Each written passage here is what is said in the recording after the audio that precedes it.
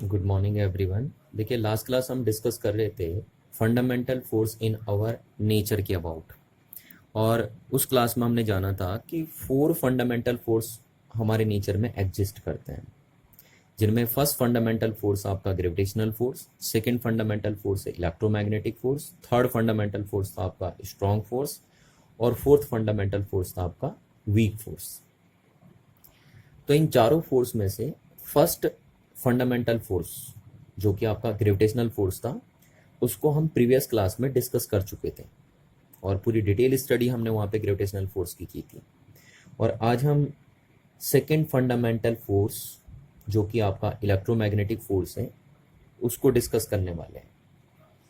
तो देखिए क्या है, आपको पहले कॉमन बात मैं आपको बता दूं कि जो आपका इलेक्ट्रोमैग्नेटिक फोर्स है वो दो फोर्स का कॉम्बिनेशन है ना, कोई एक पर्टिकुलर फोर्स नहीं है। ये इस फोर्स का कॉम्बिनेशन, इन दो फोर्स का कॉम्बिनेशन है, electrostatic force and second one is magnetic force. ठीक है, ये मैग्नेटिक फोर्स इन दो फोर्स के कॉम्बिनेशन से बनता है फोर्स। अच्छा, अब इसको समझ लेते हैं ये क्या है और ये क्या है, क्यों इन दो फोर्स के कॉम्बिनेशन को इलेक्ट्रोमैग्नेटिक फोर्स बोलते हैं, उस बात को समझ लेते हैं, है ना। तो वैसे तो आपको नाम से भी पता चल रहा होगा, देखिए कि इलेक्ट्रो इलेक्ट्रो का मीनिंग ये वाला फोर्स हो गया और मैग्नेट का मीनिंग ये वाला फोर्स हो गया, पर डिटेल हम यहाँ चलेंगे। देखिए क्या है ना, क्योंकि इन दो फोर्स के कॉम्बिनेशन को ये बोलते हैं। तो देखिए आपने एक वर्ड सुना था इलेक्ट्रिक चार्ज, 10th क्लास में आपने ये पढ़ी थी बात, और मैं डिटेल डिस्कशन में नहीं जा रहा हूँ कि इलेक्ट्रिक चार्ज क्या चीज़ होती है ना, आपको ये पता होना चाहिए। मैंने आपको 10th क्लास में बताई थी बात इलेक्ट्रिक चार्ज के बारे में। चलिए, तो सपोज मेरे पास ये एक पार्टिकल है और इस पे Q1 चार्ज है, और ये कौन सी कंडीशन में, रेस्ट कंडीशन में। और दूसरा पार्टिकल ये है और इस पे सपोज Q2 चार्ज है ना। कितना चार्ज है इस पार्टिकल पे, Q2 चार्ज है, और ये भी कौन सी कंडीशन में, रेस्ट कंडीशन में। और ये दोनों एक दूसरे से कितनी डिस्टेंस से सेपरेट है, सपोज R डिस्टेंस से सेपरेटेड है। ठीक है, तो जब दो चार्ज पार्टिकल रेस्ट में रहते हैं और एक दूसरे से फिक्स्ड डिस्टेंस से सेपरेट रहते हैं, तो उनके बीच में जो फोर्स वर्क करेगा उसको आप बोलेंगे इलेक्ट्रोस्टैटिक फोर्स। अच्छा, सेकेंड आ जाता है देखिए इलेक्ट्रो सॉरी मैग्नेटिक फोर्स। तो अगर अब ये चार्ज मूव कर रहा है, देखिए मैंने Q1 चार्ज लिया, पहली बार ये रेस्ट कंडीशन में था और अब ये मूव करने लग गया, तो ये मूविंग कंडीशन में आ गया चार्ज। ठीक है, और दूसरा चार्ज मैंने ये लिया और ये भी मूव करने लग गया। अब ये इसमें इधर भी मूव कर सकता है, इस भी इधर डायरेक्शन में भी, तो मैंने इधर करवा दिया मूव। ये देखिए, तो यहाँ पे दोनों चार्ज रेस्ट में थे, तो दोनों चार्ज अगर रेस्ट में, तो उनके बीच में इलेक्ट्रोस्टैटिक फोर्स वर्क करता है। नेम से ही आपको पता चल रहा है, इलेक्ट्रो इलेक्ट्रो का मीनिंग चार्ज और स्टैटिक का मीनिंग रेस्ट। ठीक है, अब मैग्नेटिक क्या है देखिए, तो एक चार्ज मैंने ये लिया, ये मूव कर रहा है, दूसरा चार्ज ये लिया, ये भी मूव कर रहा है। क्लियर है ना।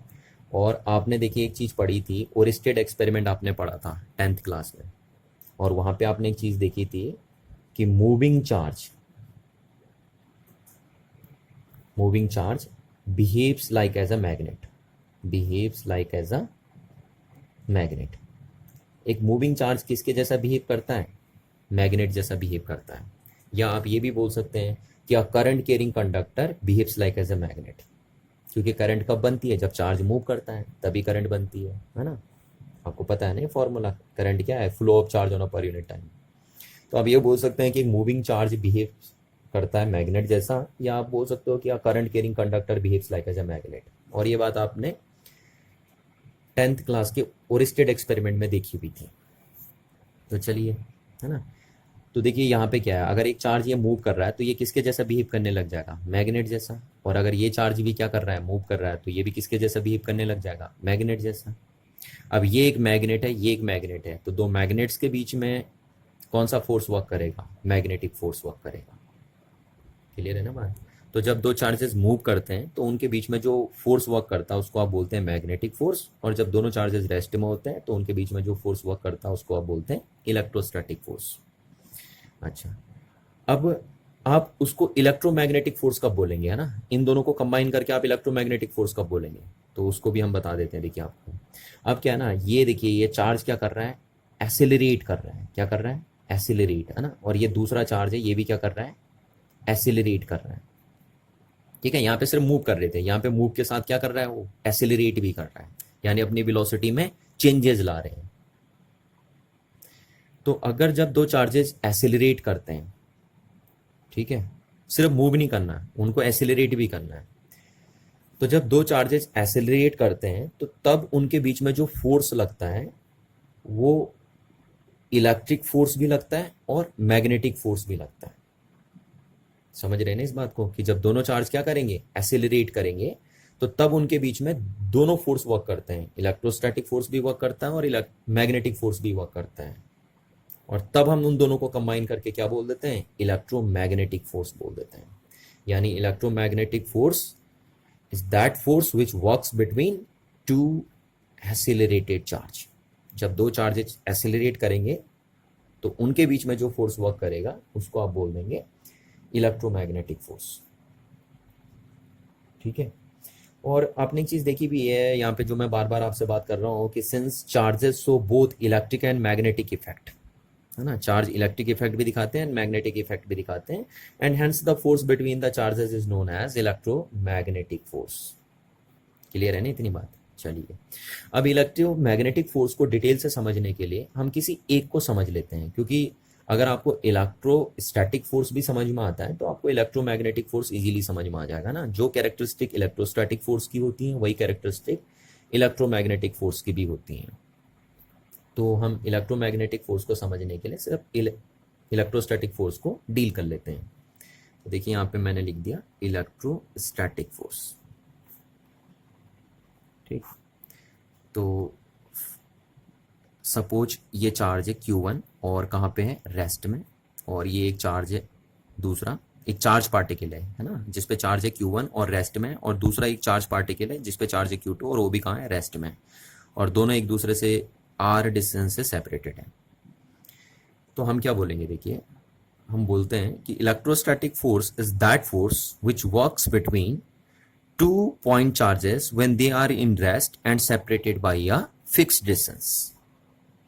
ठीक है ना, तो ये तो डेफिनेशन हो गई इलेक्ट्रोस्टैटिक फोर्स की, और बार बार कह रहा हूं स्टैटिक का मीनिंग रेस्ट, ये देखिए यहाँ पे, तो ये है। अच्छा, अब कोई भी जो फोर्स होता है उसके दो नेचर होते हैं। कितने नेचर होते हैं फोर्स के? दो, या तो अट्रैक्टिव हो सकता है या फिर वो रिपल्सिव हो सकता है। ठीक है ना, दो ही नेचर होते हैं फोर्स के, या तो अट्रैक्टिव नेचर का होगा या रिपल्सिव। तो जैसा आपने प्रीवियस क्लास में देखा था कि जो ग्रेविटेशनल फोर्स था वो सिर्फ अट्रैक्टिव नेचर का होता है, और वो कहाँ वर्क करता है, वो दो मासिव ऑब्जेक्ट के बीच में वर्क करता है। जिन ऑब्जेक्ट्स में मास होता है उनके बीच में ग्रेविटेशनल फोर्स वर्क करता है, और वो हमेशा अट्रैक्टिव नेचर का होता है।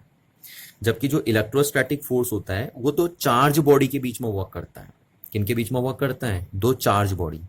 तो दो चार्ज बॉडी के बीच में इलेक्ट्रोस्टैटिक फोर्स वर्क करता है, और दो मासिव ऑब्जेक्ट के बीच में ग्रेविटेशनल फोर्स वर्क करता है। और दो चार्ज बॉडी के बीच में जो इलेक्ट्रोस्टैटिक फोर्स होता है वो अट्रैक्टिव नेचर का भी हो सकता है और रिपल्सिव नेचर का भी हो सकता है। ये ध्यान रखिए, देखिए कितनी इंटरेस्टिंग बात है ना, जबकि ग्रेविटेशनल सिर्फ अट्रैक्टिव होता है बस, और ये फोर्स दोनों नेचर का होता है, अट्रैक्टिव भी और रिपल्सिव भी। और जैसे हम जानते हैं, देखिए कि अगर दोनों चार्जेस क्या हो गए, अनलाइक, है ना, अनलाइक चार्जेस हो गए।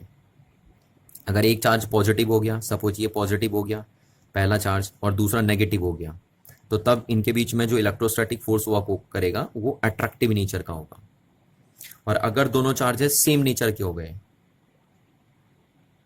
अगर पहला प्लस हो गया दूसरा भी प्लस हो गया, या पहला माइनस हो गया दूसरा भी माइनस हो गया, तो जब लाइक चार्जेस होते हैं ना, सेम नेचर के चार्जेस होते हैं, तो उनके बीच में जो इलेक्ट्रोस्टैटिक फोर्स वर्क करता है फिर वो रिपल्सिव नेचर का होता है।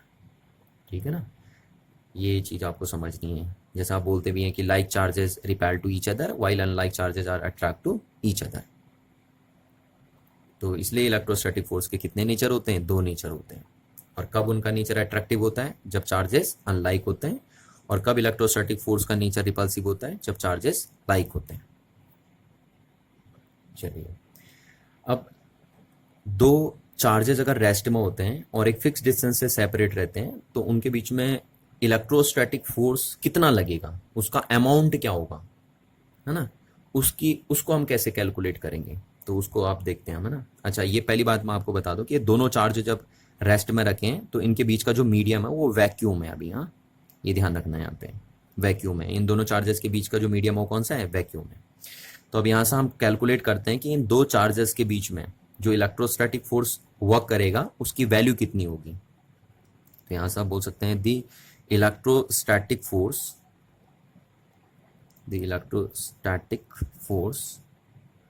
between two point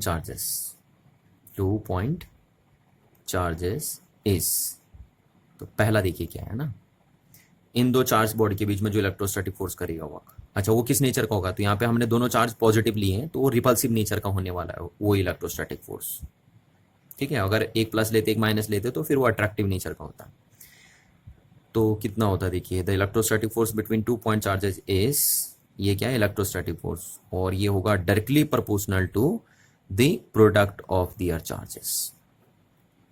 क्लियर है ना बात? ये देखिए प्रोडक्ट ऑफ दियर चार्जेस, यानी कहने का मतलब है इन दो चार्जेस के बीच में जो इलेक्ट्रोस्टैटिक फोर्स वर्क करेगा वो डायरेक्टली प्रोपोर्शनल होगा किसके?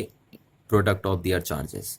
यानी जितना ज्यादा चार्ज इन पार्टिकल्स पे होगा उतना ज्यादा इलेक्ट्रोस्टैटिक फोर्स लगेगा इस ऑब्जेक्ट पे। जैसे सपोज मैंने मान लिया कि जब चार्ज Q1 था और इस पे चार्ज Q2 था तो इनके बीच में जो इलेक्ट्रोस्टैटिक फोर्स वर्क कर रहा था वो था 100 न्यूटन। ठीक है, जब इस पे चार्ज Q1 था, इस पे चार्ज Q2 था, इनके बीच की डिस्टेंस R थी और ये वैक्यूम में रखे थे, तो इनके बीच में कितना इलेक्ट्रोस्टैटिक फोर्स वर्क कर रहा था उस टाइम? 100 न्यूटन, सपोज मान लिया मैंने। अब हमने क्या कर दिया, इस चार्ज को कर दिया 2Q और इसको कर दिया 5Q। ठीक है, ये कर दिया हमने, और इनके बीच की डिस्टेंस अभी भी हमने R रखी है। तो अब इनके बीच में जो इलेक्ट्रोस्टैटिक फोर्स वर्क करेगा वो कितना है होगा? वो होगा आपका 100 इंटू 5 इंटू 2 है ना, ये देखिए यहाँ पे 5 इंटू 2 तो 10, यानी आपका 1000 न्यूटन। देखिए, तो यानी आपने चार्ज का अमाउंट बढ़ाया। देखिए यहाँ चार्ज का अमाउंट बढ़ा दिया ना आपने। पहले Q1 Q2 था तो फोर्स 100 न्यूटन वर्क कर रहा था, आप Q1 से 2Q कर दिया, Q2 से 5Q कर दिया आपने, तो आपने चार्ज का अमाउंट इंक्रीज कर दिया। तो अब इनके बीच में जो फोर्स लगेगा वो देखिए कितना हो गया, देखिए 100 न्यूटन से कितना हो गया? 1000 न्यूटन हो गया। तो इसीलिए हम कहते हैं कि अगर किसी बॉडी पे आप चार्ज इंक्रीज करते रहते हैं तो उनके बीच में जो इलेक्ट्रोस्टैटिक फोर्स वर्क करेगा वो भी क्या होते रहेगा? इंक्रीज होते रहेगा। चलिए अब दूसरा देखिए, एंड सेकेंड है ना, कि दो चार्ज बॉडी के बीच में जो इलेक्ट्रोस्टैटिक फोर्स है वो और किस चीज पे डिपेंड करेगा? तो and second one is directly proportional to 1/r²। ठीक है, 1/r², या आप ये भी बोल सकते हैं the electrostatic force works between two point charges is inversely proportional to the square of the separation between two charges. ये हो गया। अब इसका मीनिंग आप समझते हैं ना कि अगर आप इसको 2 टाइम्स इंक्रीज करेंगे तो ये 4 टाइम्स से डिक्रीज हो जाएगा। जैसे एक एग्जांपल मैं आपको समझाता हूं। देखिए कि अगर सपोज ये Q1 चार्ज था और ये इस पे चार्ज था Q2 और इनके बीच की डिस्टेंस थी सपोज कितनी? R। ठीक है, अब इनके बीच में सपोज जो फोर्स लग रहा था वो था आपका 16 न्यूटन। जब ये चार्ज Q1 था, ये चार्ज Q2 था और इनके बीच की डिस्टेंस R थी, तो इनके बीच में कितना इलेक्ट्रोस्टैटिक फोर्स लग रहा था? सब कुछ 16 न्यूटन लग रहा था। ठीक है, अच्छा अब हमने क्या किया, इन दोनों चार्जेस के बीच की डिस्टेंस को डबल कर दिया। चार्ज वही है अभी भी, है ना, एक टाइम में एक ही चीज तो चेंज करेंगे, ऐसा थोड़ी ना चार्ज भी चेंज कर देंगे, डिस्टेंस भी चेंज कर देंगे। तो चार्जेस हमने वही रखे। देखिए पहली बार हम चार्ज चेंज कर रहे थे तो डिस्टेंस सेम रख रहे थे, इस बार क्या कर रहे हैं? डिस्टेंस सेम, चार्जेस सेम रख रहे हैं, डिस्टेंस चेंज कर रहे हैं। तो मैंने इनके बीच के डिस्टेंस को कर दिया डबल। ठीक है, पहले था कितना? R और अभी कर दिया हमने 2R। तो जब दोनों चार्जेस के बीच की डिस्टेंस R थी तो उनके बीच में 16 न्यूटन का फोर्स वर्क कर रहा था। अच्छा, अब मैंने इनके बीच के डिस्टेंस को अगर डबल कर दिया तो ये रिलेशन आपको बताता है कि अब इनके बीच में जो फोर्स होगा वो 16 न्यूटन्स का 16 न्यूटन डिवाइडेड बाई 4 हो जाएगा, यानी 4 टाइम्स क्या हो जाएगा? डिक्रीज हो जाएगा। ठीक है, यानी आपका हो जाएगा 4 न्यूटन। देखिए 4 टाइम्स डिक्रीज हो गया ना, कितना टाइम्स डिक्रीज हो गया? 4 टाइम्स। तो वही यहाँ पे कह रहे हैं, देखिए अगर आप इसको 2 टाइम्स इंक्रीज कर देंगे तो ये कितना टाइम से डिक्रीज हो जाएगा? 4 टाइम्स डिक्रीज हो जाएगा। किया ना, यहाँ पे देखिए जब r थी डिस्टेंस तब फोर्स था 16 न्यूटन, अब आपने डिस्टेंस कर दी 2r, यानी आपने डबल कर दी, इसको इंक्रीज करेंगे आप डबल, है ना। तो इसको अगर 2 टाइम्स इंक्रीज करेंगे तो कितना टाइम्स डिक्रीज होगा, 4 टाइम्स डिक्रीज हो जाएगा। तो ये देखिए 4 टाइम डिक्रीज होके 4 न्यूटन रह जाएगा। चलिए देखिए, तो यहाँ से हमारी दो बातें समझ में आई कि दो पॉइंट चार्जेस के बीच में जो इलेक्ट्रोस्टैटिक फोर्स लगेगा, एक तो वो डायरेक्टली प्रोपोर्शनल है product of the two charges, और दूसरा वो इनवर्सली प्रोपोर्शनल है square of the distance between two charges. ठीक है, अच्छा दोनों रिजल्ट इलेक्ट्रोस्टैटिक फोर्स को बता रहे हैं, तो हम इन दोनों रिजल्ट को कंबाइन कर लेते हैं ना। तो the electrostatic force between two point charges is directly proportional to the product of their charges and inversely proportional to the square of the distance between two charges. ये हो गया, ठीक है, ये रिजल्ट आ गया। अब यहां से अगर हम हटाएंगे तो एक कांस्टेंट हम लगाएंगे, आपको पता है ना जब प्रोपोर्शनल का साइन हटता है तो एक कांस्टेंट लगता है, तो ये हमने एक कांस्टेंट लगा दिया, जैसा हमने ग्रेविटेशनल में लगाया था, याद है आपको, ग्रेविटेशनल में भी लगाया था हमने ऐसे करके G m1m2/r², वहाँ मास होते थे, यहाँ चार्ज है, ये लग गया। ठीक है, बट इस कांस्टेंट में और इस कांस्टेंट में फर्क है। देखिए इस कांस्टेंट की वैल्यू मीडियम चेंज करने से चेंज नहीं होती है, मैंने आपको प्रीवियस क्लास में भी बताई थी ये बात, है ना, कि अगर एक मासिव ऑब्जेक्ट ये है और दूसरा मासिव ऑब्जेक्ट ये है और ये इनके बीच की डिस्टेंस r है, अब अगर सपोज इनके बीच में 100 न्यूटन का ग्रेविटेशनल फोर्स लग रहा है, कितना ग्रेविटेशनल फोर्स लग रहा है इनके बीच में, 100 न्यूटन का, अगर यहाँ वैक्यूम है तो, ठीक है, अगर दो मासिव ऑब्जेक्ट ये हैं और इनके बीच की डिस्टेंस r है और यहाँ वैक्यूम है इनके बीच, और जब इनके बीच वैक्यूम है और उस टाइम इनके बीच में जो ग्रेविटेशनल फोर्स है वो सपोज 100 न्यूटन है, ये हमने मान लिया। तो अगर आप इनके बीच का मीडियम चेंज भी कर देते हैं, यहाँ पर अगर सैंड भी भर देते हैं, तो तब भी इनके बीच में जो ग्रेविटेशनल फोर्स रहेगा वो 100 न्यूटन ही रहने वाला है। ठीक है, तो इसलिए ध्यान रखना है कि इस फॉर्मूले में ये जो आपका जी है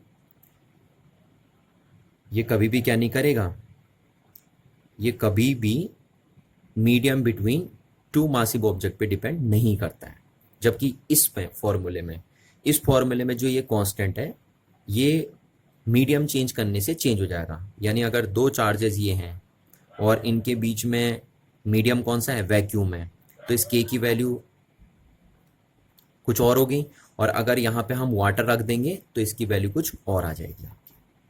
ठीक है, तो के की वैल्यू क्या होती है, ये जो कांस्टेंट यहाँ पे होता है के की वैल्यू, इसकी value medium between two charge पे डिपेंड करती है। अगर दो चार्जेस के बीच का मीडियम आप चेंज करते हैं तो इस कांस्टेंट की वैल्यू चेंज हो जाएगी, जबकि ग्रेविटेशनल में मीडियम चेंज करने से इस जी की वैल्यू क्या नहीं होती है, चेंज नहीं होती है ना। तो ये बात आपको ध्यान रखनी है। तो अभी तो वैक्यूम है, मैंने आपसे कहा था इन दो पॉइंट चार्जेस के बीच में हमने कौन सा मीडियम लिया है, वैक्यूम लिया है, तो इसलिए के की वैल्यू अभी तो फिक्स होगी, है ना, मीडियम चेंज करने से चेंज होगी ना। तो अभी तो वैक्यूम है, तो इस के की वैल्यू क्या होती है, तो के फॉर वैक्यूम इस वैक्यूम में के की वैल्यू होती है आपकी 9 × 10⁻⁹ न्यूटन मीटर स्क्वायर पर कूलॉम स्क्वायर, ये होती है। देखिए यूनिट आप यहाँ से बना सकते हैं, इसकी यूनिट न्यूटन, इसकी यूनिट कूलॉम स्क्वायर, इसकी यूनिट मीटर स्क्वायर। तो यहाँ से आप के की यूनिट बना सकते हैं, के की यूनिट क्या हो जाएगी, न्यूटन, ये नीचे आ जाएगा कूलॉम स्क्वायर और ये ऊपर चले जाएगा मीटर स्क्वायर, तो न्यूटन मीटर स्क्वायर पर कूलॉम स्क्वायर। ठीक है, तो के की वैल्यू वैक्यूम में इतनी होती है। पर ध्यान रखना अगर मीडियम आपने चेंज कर दिया तो इस के की वैल्यू चेंज हो जाती है, ठीक है, और डिक्रीज हो जाएगी हमेशा। अगर सपोज मैं यहाँ पानी डाल दूँ इन दो चार्जेस के बीच में तो इस के की वैल्यू डिक्रीज हो जाएगी, इस बात का आपको जरूर ध्यान रखना है। ठीक है, और इस के की वैल्यू अगर आप याद रख सकते हैं तो ठीक है, नहीं भी याद रख सकते हैं तो कोई दिक्कत नहीं है। तो इतना फोर्स लगता है अगर दो चार्जेस रेस्ट में होते हैं और एक दूसरे से फिक्स डिस्टेंस से सेपरेट रहते हैं, तो उनके बीच में जो इलेक्ट्रोस्टैटिक फोर्स वर्क करता है वो इतना वर्क करता है। तो कभी भी मैं आपसे पूछूं कि what is the amount of electrostatic force between two point charges when they are in rest, तो आपका आंसर होगा F = K Q1 Q2 upon. चलिए अब हम देखते हैं कैरेक्टरिस्टिक ऑफ इलेक्ट्रोस्टैटिक फोर्स। ठीक है, नेक्स्ट हमारे पास कैरेक्टरिस्टिक्स ऑफ इलेक्ट्रोमैग्नेटिक फोर्स। आप इलेक्ट्रोस्टैटिक फोर्स भी लिख सकते हैं, आप इलेक्ट्रोमैग्नेटिक फोर्स भी लिख सकते हैं ना, क्योंकि दोनों के कैरेक्टरिस्टिक्स सेम ही होती हैं। ये बात मैंने अभी आपको बता दी थी। तो जैसे हमने प्रीवियस क्लास में ग्रेविटेशनल फोर्स की कैरेक्टरिस्टिक लिखी थी, सिमिलरली हम यहाँ पे इलेक्ट्रोमैग्नेटिक फोर्स की कैरेक्टरिस्टिक लिखने वाले हैं। तो देखिए फर्स्ट कैरेक्टरिस्टिक क्या होती है इस फोर्स की। आपको पता है कि किसी भी फोर्स में दो नेचर हो सकते हैं, एक अट्रैक्टिव और दूसरा रिपल्सिव। तो जैसे ग्रेविटेशनल फोर्स में सिर्फ अट्रैक्टिव ही नेचर होता है, ठीक है। तो वैसे इलेक्ट्रोस्टैटिक फोर्स में सिर्फ अट्रैक्टिव नेचर नहीं होता, ये अट्रैक्टिव का भी होता है और रिपल्सिव नेचर का भी होता है, दोनों नेचर इसमें होते हैं। तो हम बोल सकते हैं कि it is attractive as well as repulsive in nature, ठीक है। इस फोर्स में दोनों नेचर होते हैं आपके, पहली बात आपको ध्यान रखनी है। दूसरी देखिए, दूसरी बात क्या है कि जो, या हम बोल सकते हैं सेकंड कैरेक्टरिस्टिक जो है इलेक्ट्रोस्टैटिक फोर्स की, वो क्या है। तो आपको पता है जैसे ग्रेविटेशनल फोर्स होता है वो few kilometre to several kilometres तक वर्क करता है ना, बहुत दूर तक वर्क करता है ग्रेविटेशनल फोर्स। तो ऐसी इलेक्ट्रोस्टैटिक फोर्स भी जो है वो भी बहुत लॉन्ग रेंज तक वर्क करता है, बहुत हाई डिस्टेंस तक ये फोर्स वर्क करता है, इसलिए हम इसको क्या बोलते हैं, लॉन्ग रेंज फोर्स। तो आप ये बोल सकते हैं सेकंड कैरेक्टरिस्टिक में कि it is a long range force just like gravitational force, ठीक है। अच्छा, तो अब बात करते हैं हम थर्ड कैरेक्टरिस्टिक्स की। ये थर्ड कैरेक्टरिस्टिक क्या है आपकी। तो देखिए थर्ड कैरेक्टरिस्टिक क्या है, अगर सपोज एक चार्ज पार्टिकल है, इस पे चार्ज है Q1, सेकंड चार्ज पार्टिकल है, इस पे चार्ज है Q2, और इनके बीच की डिस्टेंस अगर क्या है R। तो देखिए ये क्या है, line join of the centre of two charges. देखिए ये एक लाइन है जो ज्वाइन कर रही है दोनों चार्ज के सेंटर को। अब देखिए ये चार्ज पार्टिकल इस चार्ज पार्टिकल पे रिपल्सिव फोर्स लगाएगा जिसकी डायरेक्शन ये होगी, है ना, और इसको हम बोलेंगे force experience by second particle due to first. अच्छा, अब इस चार्ज पार्टिकल पे ये चार्ज पार्टिकल रिपल्सिव फोर्स लगाएगा, है ना, क्यों, क्योंकि दोनों लाइक हैं, और किधर लगाएगा, इस डायरेक्शन में लगाएगा, इसको हम बोलेंगे force on first due to second. और अगर दोनों चार्ज अपोजिट नेचर के होते, सपोज एक प्लस होता और दूसरा माइनस होता, तो ये फोर्स ऐसे लगता, देखिए तब अंदर को लगती है दोनों फोर्स ऐसे, ठीक है, जो इधर जा रहा है वो इधर जाएगा और ये इधर आ जाता अगर ये प्लस माइनस होते तो आप देख पा रहे हैं कि दो चार्जेस के बीच में जो इलेक्ट्रोस्टैटिक फोर्स वर्क कर रहे हैं ना, वो किस डायरेक्शन में है, वो line joining along the centre of two charges की डायरेक्शन में, देखिए, है ना। तो हम यहाँ से बोल सकते हैं कि the direction of electrostatic force, the direction of electrostatic बोल दीजिए या इलेक्ट्रोमैग्नेटिक बोल दीजिए ना, electromagnetic force is always be along the, किधर होगा, is always be along the line joining, along the line joining the centre of two charges, ठीक है। यानी दो चार्जेस के बीच में लगने वाला इलेक्ट्रोस्टैटिक फोर्स हमेशा किस लाइन में वर्क करेगा, जो लाइन दोनों चार्जेस के सेंटर को क्या कर रही हो, ज्वाइन कर रही हो, ठीक है। दैट्स वाई ये आप बोल सकते हैं ना, it is also known as central tendency force. क्या बोलते हैं इसको हम, सेंट्रल टेंडेंसी फोर्स, ठीक है, क्योंकि ये फोर्स किस डायरेक्शन में लगता है, कह रहा हूँ मैं, दोनों चार्ज के सेंटर को जो लाइन ज्वाइन करती है उसके अलोंग लगता है ये फोर्स, तभी इसको हम सेंट्रल टेंडेंसी फोर्स बोलते हैं। चलिए, ग्रेविटेशनल भी ऐसी होता है ना, ग्रेविटेशनल भी सेंट्रल टेंडेंसी का फोर्स होता है। चौथी बात देखिए, आप अगर देख पा रहे हैं कि दो चार्जेस के बीच में, अभी अभी जैसे मैंने आपको बताया था कि दो चार्जेस के बीच में जो इलेक्ट्रोस्टैटिक फोर्स वर्क करता है वो आपका होता है KQ1Q2 अपॉन R स्क्वायर, है ना। तो आप यहाँ देख पा रहे हैं कि यहाँ फोर्स क्या कर रहा है, डिस्टेंस की स्क्वायर के साथ इनवर्सली वेरी कर रहा है इस फॉर्मूले में ना, यहाँ से ग्रेविटेशनल में भी ऐसे ही हो रहा था।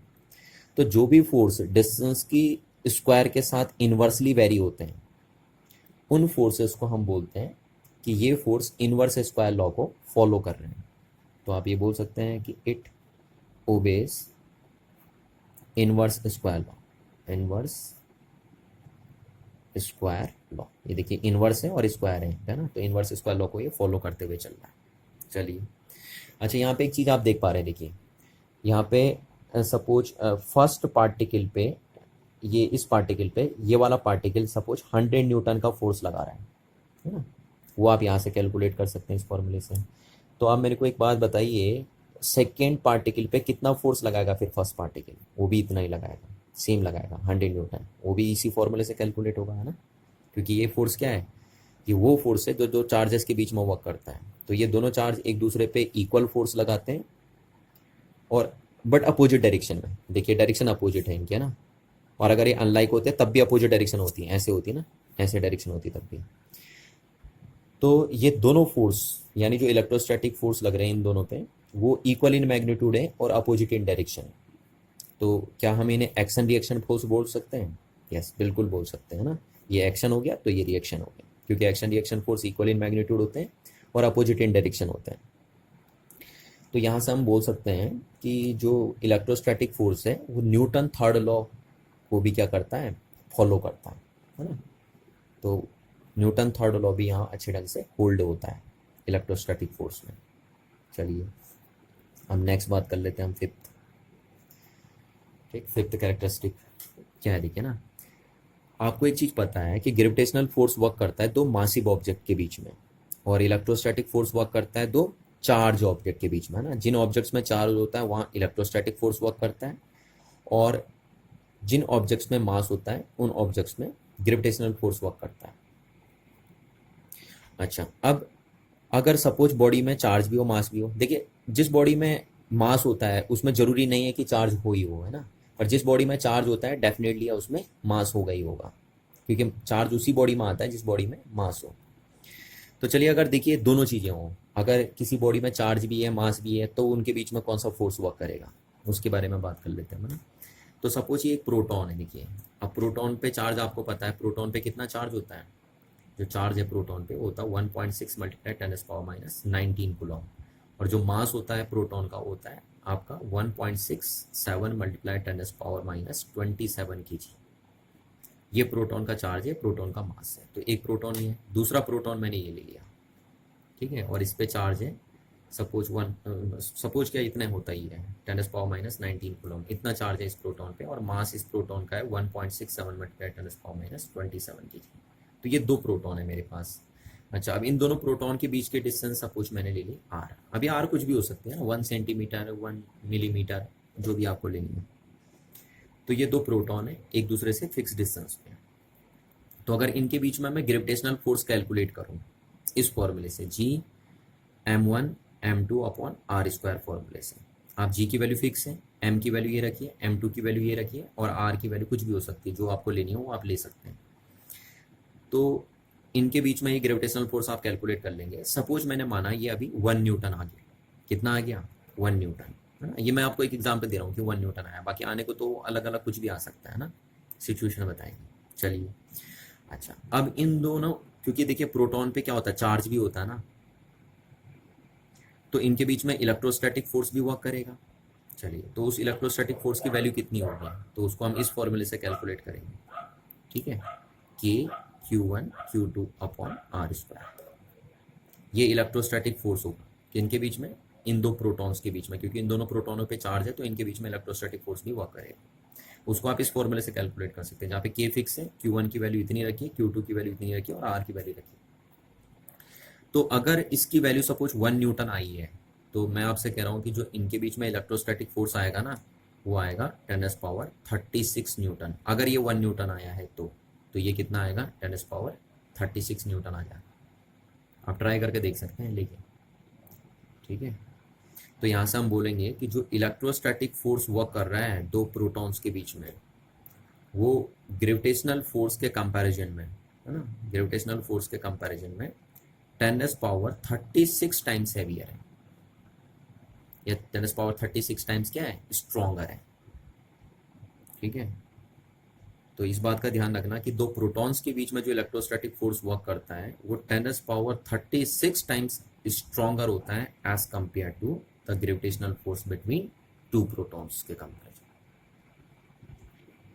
तो ये ध्यान रखिए आपका, यानी जो ग्रेविटेशनल फोर्स होता है वो इलेक्ट्रोस्टैटिक फोर्स से कितना वीक होता है, 10⁻36 टाइम्स वीक होता है। तो ये काफ़ी इंटरेस्टिंग बात यहाँ से है ना आपके सामने। तो आप बोल सकते हैं कि यानी जो ग्रेविटेशनल फोर्स है वो बहुत वीक फोर्स है आपके पास, ठीक है। तो इसी को हम फिफ्थ कैरेक्टरिस्टिक में लिखते हैं कि इट मीन्स ग्रेविटेशनल है ना, सॉरी इलेक्ट्रोस्टैटिक। तो it is 10⁻36 times stronger than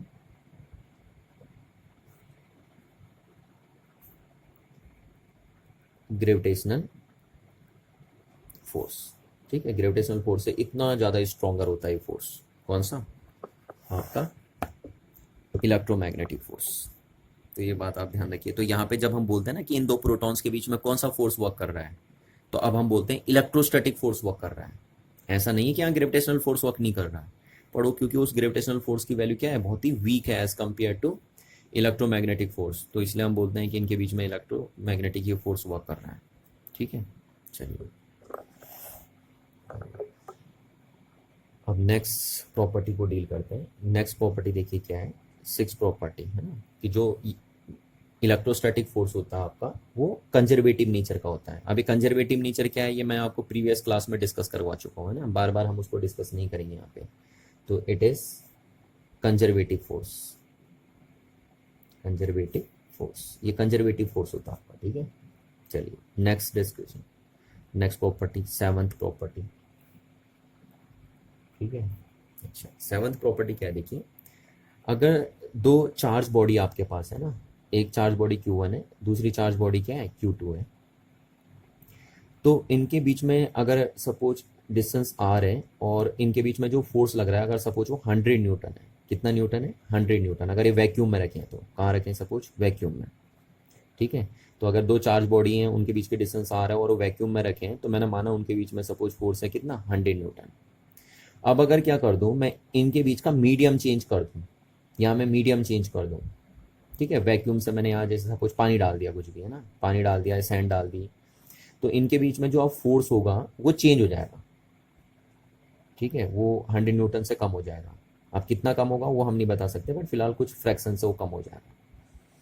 तो यानी दो चार्जेस के बीच में जो इलेक्ट्रोस्टैटिक फोर्स या इलेक्ट्रोमैग्नेटिक फोर्स लग रहा है वो मीडियम से अफेक्टेड होता है, जबकि ग्रेविटेशनल में ऐसा नहीं होता था, है ना। दो ऑब्जेक्ट के बीच में जो ग्रेविटेशनल फोर्स लगता था वो मीडियम चेंज करने से चेंज नहीं होता था, बट ये फोर्स क्या हो जाता है, चेंज हो जाता है। तो ये बात भी यहाँ पे आपको नोट करनी है कि it is medium dependent force, medium dependent force,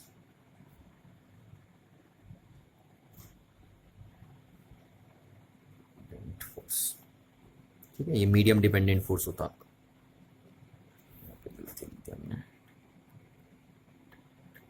तो ये मीडियम डिपेंडेंट फोर्स आपका, ठीक है। चलिए, ग्रेविटेशनल नहीं होता है ना, ग्रेविटेशनल मीडियम इंडिपेंडेंट फोर्स होता है। नेक्स्ट बात कर लेते हैं हम नाइन्थ प्रॉपर्टी। नाइन्थ प्रॉपर्टी क्या देखिए कि सपोज ये एक चार्ज बॉडी है Q1, ये एक चार्ज बॉडी है Q2, इनके बीच के डिस्टेंस है आपके R और ये दोनों कहाँ रखे हैं, वैक्यूम में, ठीक। अब अगर सपोज इनके बीच में जो फोर्स लग रहा है वो है 100 न्यूटन, मैंने मान लिया, कितना मान लिया, 100 न्यूटन मान लिया। तो अगर इनके बीच में मैं कोई थर्ड ऑब्जेक्ट डाल दूं, यहाँ पे थर्ड चार्ज बॉडी डाल दूं, तो अभी भी इनके बीच में, इन दो चार्ज ऑब्जेक्ट के बीच में जो फोर्स लगेगा वो अभी भी 100 न्यूटन होगा। ग्रेविटेशनल में भी ऐसे ही होता था, याद करिए आप, है ना, कि दो मासिव ऑब्जेक्ट जहाँ जैसे ग्रेविटेशनल में होता था कि जो दो मासिव ऑब्जेक्ट हैं उनके बीच में जो फोर्स लगता था वो फोर्स अफेक्टेड नहीं होता था अगर कोई तीसरा मासिव ऑब्जेक्ट उनके बीच में आ जाता तो सेम दैट यहाँ इलेक्ट्रोस्टैटिक्स में भी वही कहानी है कि अगर दो चार्ज ऑब्जेक्ट हैं और उनके बीच में इलेक्ट्रोस्टैटिक फोर्स या इलेक्ट्रोमैग्नेटिक फोर्स लग रहा है 100 न्यूटन, तो कोई अगर तीसरा चार्ज ऑब्जेक्ट उनके बीच में आ गया तो अभी भी इनके बीच में कितना फोर्स लगेगा, 100 न्यूटन फोर्स लगेगा। यानी द इलेक्ट्रोस्टैटिक फोर्स, आप बोल सकते हैं द इलेक्ट्रोस्टैटिक या electromagnetic force between to charge bodies could not be affected by the intervening charges, ठीक है। इंटरवेनिंग में कोई भी चार्ज अगर आ गया तो उससे ये इफेक्ट नहीं होगा। अच्छा, नेक्स्ट प्रॉपर्टी हम बात कर लेते हैं 10th, तो मैंने आपको जैसे बताया था कि जो ग्रेविटेशनल फोर्स होता है ना वो action at a distance work करता है। जैसे ये एक मासिव ऑब्जेक्ट है, ये एक मासिव ऑब्जेक्ट है ना। तो इनके बीच में ग्रेविटेशनल फोर्स देखिए दूर से ही वर्क करता है, यानी ग्रेविटेशनल फोर्स क्या करता है, action at a distance work करता है। तो सिमिलरली जैसे gravitational force action at a distance work करता है, ऐसी इलेक्ट्रोस्टैटिक फोर्स भी क्या करता है, action at a distance work करता है। यानी अगर एक चार्ज बॉडी है, एक चार्ज बॉडी ये है, दूर दूर है एक दूसरे से, तो इनके बीच में इलेक्ट्रोस्टैटिक फोर्स लगता है और वो electrostatic force action at a distance work करता है, देखिए है ना। तो जो भी force action at a distance work करता है उसको हम बोलते हैं फील्ड फोर्स, याद हो आपको। तो it is a field force, ये एक फील्ड फोर्स है। ये मैंने आपको बात ग्रेविटेशन में भी बताई थी, है ना। और वहाँ पे मैंने आपको एक बात ये भी बताई थी कि जो भी फील्ड फोर्स होता है उसके लिए एक फील्ड पार्टिकल भी होता है। अब बाकी आप अगर आपको डिटेल जाननी है फील्ड पार्टिकल फील्ड फोर्स के बारे में तो अब ग्रेविटेशन वाला देखिए, उस चीज़ को ध्यान से देखिए, वहाँ मैंने पूरी डिटेल स्टडी की हुई है, डिटेल डिस्कशन किया हुआ है इसका। ठीक है, तो यहाँ पे मैं शॉर्टकट कर रहा हूँ अब कि ये एक फील्ड फोर्स है, वो तो आपको पता चल गया क्योंकि action at a distance work करता है। और जो भी फील्ड फोर्स होते हैं उनके लिए एक फील्ड पार्टिकल होता है ना। तो जैसे ग्रेविटेशनल के लिए फील्ड पार्टिकल कौन था, ग्रेविटॉन। तो ऐसी जो फील्ड पार्टिकल होता है इलेक्ट्रोमैग्नेटिक फोर्स के लिए वो होते हैं आपके फोटॉन। ठीक है, तो द फील्ड पार्टिकल हम यहाँ से लिख सकते हैं, the field particle for this force या of this force is photon. ठीक है, photon means packets of light. ये जो आपकी लाइट आती है ना उसके पैकेट्स को बोलते हैं हम, छोटे छोटे जो पैकेट्स होते हैं लाइट के, रेडिएशन के, उनको हम फोटॉन्स बोलते हैं। तो वो फोटॉन्स ही क्या होते हैं, फील्ड पार्टिकल होते हैं, किसके, इलेक्ट्रोमैग्नेटिक फोर्स के। और आपको पता है इन फील्ड पार्टिकल के एक्सचेंज होने की वजह से इन दोनों ऑब्जेक्ट के बीच में कौन सा फोर्स वर्क करेगा, इलेक्ट्रोमैग्नेटिक फोर्स वर्क करेगा ना। तो यहाँ पे आप ये भी लिख सकते हैं कि electromagnetic force between to charge particles is due to the exchange of photons between them। ठीक है, यानी जब दो चार्ज पार्टिकल आपस में किसको एक्सचेंज करते हैं, फोटोन को एक्सचेंज करते हैं, तभी उनके बीच में कौन सा फोर्स वर्क करता है, इलेक्ट्रोमैग्नेटिक फोर्स वर्क करता है। ठीक है ना। चलिए अब यहाँ से एग्जाम्पल की अगर हम बात करें ना कि आपको इलेक्ट्रोमैग्नेटिक फोर्स कहाँ कहाँ देखने को मिलता है। ठीक है, तो example of electromagnetic force, example of electromagnetic force.